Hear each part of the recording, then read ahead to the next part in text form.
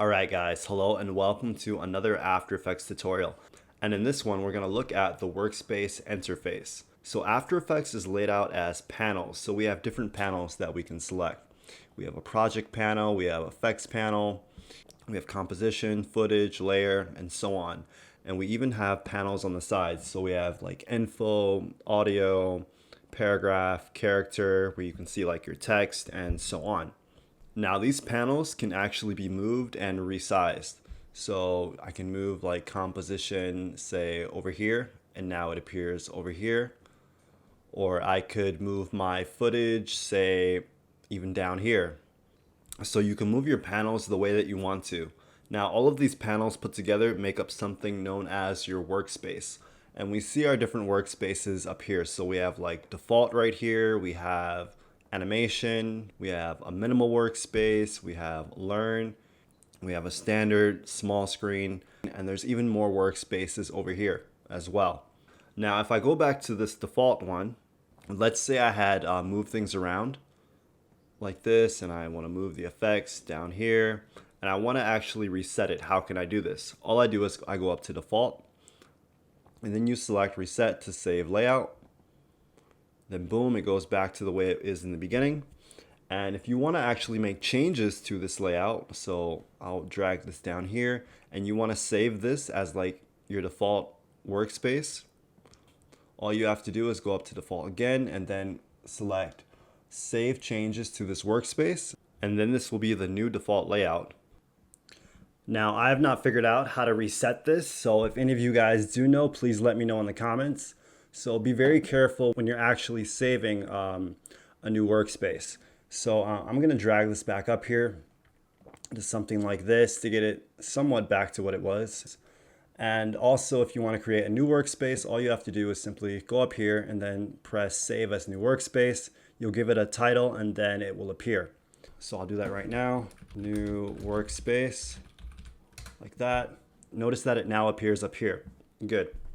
And if you want to edit your workspaces, like if you want to move some of the workspaces to be in this first area right here, you can simply drag it up like this.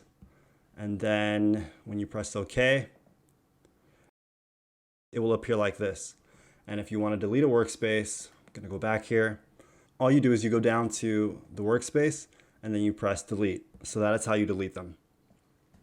Press OK. Good. So that is a little bit about how the panels work in the workspace.